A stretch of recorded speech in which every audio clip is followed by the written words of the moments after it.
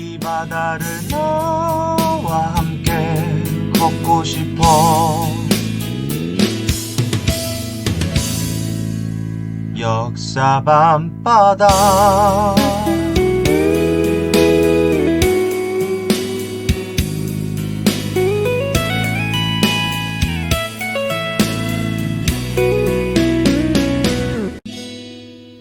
나는 지금 역사 밤바다. 우철쌤의 역사 밤바다. 여러분들은 어떠시오? 우리 조선이 부국강병을 위해서 서양의 발달된 문물을 받아들여야 하는 것, 어떻게 생각하시오? 조선의 당시 상황은요, 서양 열강, 열강은 강대국이라는 의미입니다. 서양 열강들이 조선을 향해 접근하기 시작했고요. 흥선대원군은 통상수교 거부 정책을 펼쳤습니다. 그러던 중 새로운 주장이 등장합니다. 우리 조선의 문을 닫지 말고 서양에 좋은 문물이 있으니 그것을 받아들여 봅시다. 그러려면 우리 조선의 문을 한번 열어보는 것이 어떻겠소? 이 주장을 통상개국론이라고 합니다. 통상이란 외국과 교류하다 라고 보시면 되고요. 개국, 열개자의 나라국자, 나라의 문을 열자라는 뜻이 되겠습니다.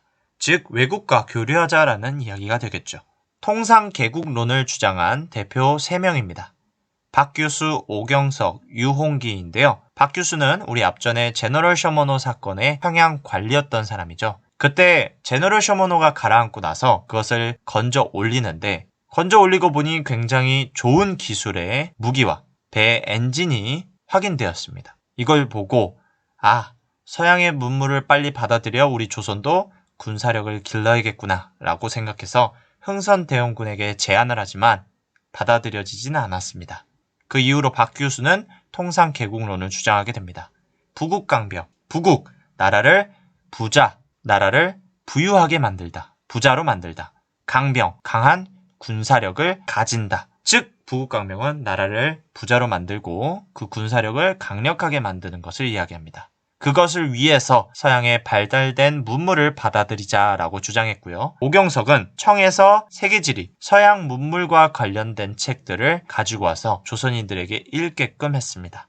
그 과정에서 유홍기가 세계책을 읽게 되었고 그에 따라 조선의 개항은 꼭 필요한 것 같다라고 주장을 하였습니다. 이들에게 배운 사람들이 이후에 개화파를 형성하게 됩니다. 이러한 통상개국론이 주장될 때쯤 고종이 성인이 되어 자신의 아내인 민씨와 함께 흥선대원군을 밀어내고 자신이 친히 정치를 하다 자신이 직접 정치를 하기 시작합니다. 아버지! 제 진정한 왕위를 되찾겠습니다, 아버지! 흥선대원군이 물러나고 고종이 직접 통치하게 되는데 이 과정에서 고종의 왕권이 강화가 된다. 왕권이 강화되다 보니 고종을 도와준 아내 민씨와 민씨의 가문의 힘이 덩달아 강력해지기 시작합니다. 아내 민씨와 그의 가문을 묶어 두 글자로 표현할 수 있습니다. 바로 외척입니다. 외척. 우리 표현으로는 외가댁이라고 보면 되겠네요. 고종과 외척의 힘이 강력해지기 시작했다. 고종과 민씨는요, 통상수교 거부 정책을 약하게 하고 서양과의 통상수교를 생각해 보겠다라고 이야기를 합니다. 그러던 중 일본배 운요호가 인천 앞바다에 등장하게 됩니다. 대장님! 일본배로 보입니다. 어찌할까요? 일본배라. 적당히 겁을 먹고 도망가도록 경고사격을 해라. 펑! 풍! 이 사건을 일본이 조선에게 공식적으로 항의하게 됩니다. 조선은 우리에게 이유 없이 공격하였다. 이 문제는 정말 지대한 문제다. 이 문제를 해결하고 싶다면 우리 조건을 받아들여라. 일본과 조선은 통상수교할 것이라는 그 조건을 받아들여 1876년 강화도 조약을 체결합니다. 강화도 조약의 공식 명칭은 조일수호조규입니다. 그 내용을 살펴보면 조선이 외국과 맺은 최초의 근대적 조약이다. 불평등한 조약이다. 청과 조선의 관계를 끊으려는 일본의 의도를 반영하였다. 세계의 항구를 개항하였다. 치외법권을 적었습니다. 해안측량권을 정했습니다. 먼저 청과 조선의 관계를 끊으려고 했다. 겉으로는 일본이 조선을 자주국, 독립국으로 인정하였습니다. 그런데 그 속뜻을 살펴보면 조선은 청과 아무런 관계가 없다. 너네는 독립국이니까 청과의 관계를 끊어라. 왜? 우리 일본이 너네 조선을 간섭하기 위해서. 그런 속뜻이 담겨져 있고요. 세계의 항구를 개항하라는 것은 이 항구를 통해서 일본인이 들어가 그리고 조선의 환경을 살펴볼 수 있게끔 한 거다. 치외법권이란 외국인이 현재 땅에 있는 그 나라의 법에 재판을 받지 않고 자신의 나라로 돌아가 재판을 받는다. 즉, 그 나라에 있는 법을 무시한 거다라고 보시면 되겠습니다. 그 다음 해안 측량권입니다. 자신의 나라가 아닌데 일본인이 한반도에 와서 마음대로 그 지역을 측량하고 조사할 수 있는 권리가 해양 측량권인데 이것이 어떻게 평등한 조약이겠어요? 자신의 나라도 그렇게 가능하다라고 얘기한 것도 아니고 다른 나라의 지형을 조사할 수 있게끔 한다. 굉장히 불평등한 조약이죠.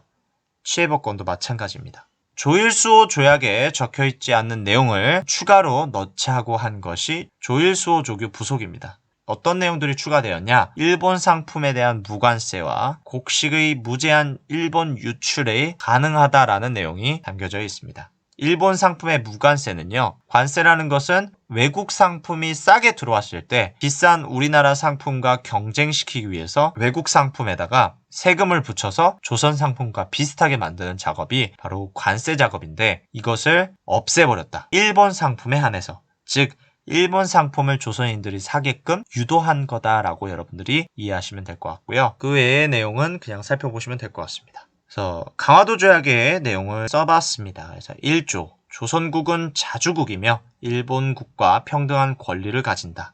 이것이 어떤 내용을 담고 있는지 그 속뜻이 무엇인지 해석 한번 해보시고요. 4조 조선국은 부산 외에 두 곳에 항구를 개항하고 일본인이 와서 통상을 하도록 허가한다. 그 속뜻도 한번 해석해보세요.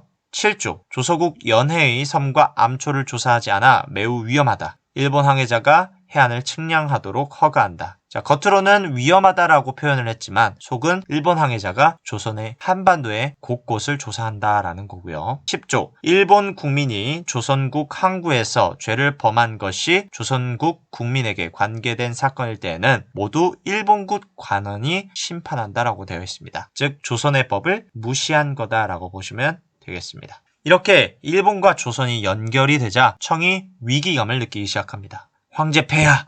일본이 조선에 손을 뻗기 시작했습니다.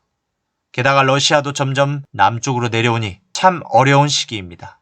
그에 따라 청은 미국의 도움을 받아 조선에 대한 영향력을 지키고자 합니다. 그래서 청은 조선과 미국이 통상수교하도록 돕게 됩니다. 이에 따라 체결된 것이 1882년 조미 수호 통상조약이 되겠습니다. 여기에는 미국 상품 유관세, 치해법권 최애국 대우가 달려 있습니다. 미국이 자신들의 상품에 대해서 관세 매기는 것을 허용해주는 대신 치외법권을 인정하고 불평등한 내용, 최애국 대우도 추가하게 됩니다. 최애국 대우도 불평등한 내용이 되겠습니다. 최애국 대우란 예를 들자면 조선과 미국이 맺은 조약의 내용이 다른 나라의 조약보다 많이 약해. 그러면 최애국 대우를 발휘해서 좋은 조약의 내용을 자동적으로 추가시키는 것이 바로 최애국 대우입니다. 최선을 다해서 혜택을 우리나라에게 줘라 라는 대우가 최애국 대우가 되겠습니다. 어떤 좋은 조약이 있더라도 그것을 언제든지 추가할 수 있는 권리가 최애국 대우가 되겠습니다. 이렇게 조선이 미국과 통상수교를 맺은 다음부터는 서양 열강과 조약을 체결하게 되었고 영국, 독일, 러시아 등과 불평등한 통상수교를 하게 됩니다. 여기서 포인트는 불평등하게 계속 통상수교를 하게 되었다. 오늘 수업 영상은 여기까지가 되겠습니다. 우리는 다음 수업 영상에서 다시 만나요. 빠이빠이.